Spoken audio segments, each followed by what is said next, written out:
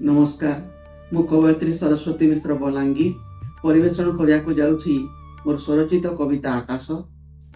तो कवितार शीर्षक है आकाश।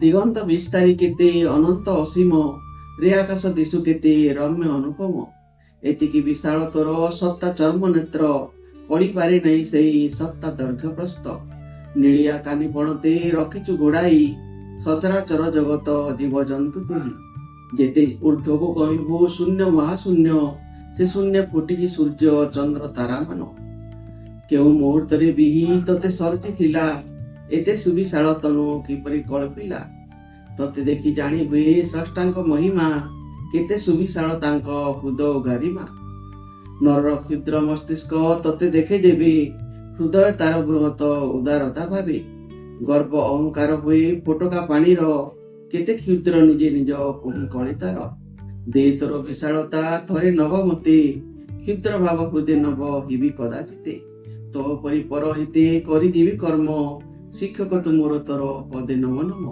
शिक्षक तुमोर तर पदे नम नम। कविताटी शेष है पुणी थे देखा आ गोटे कविता सह। नमस्कार।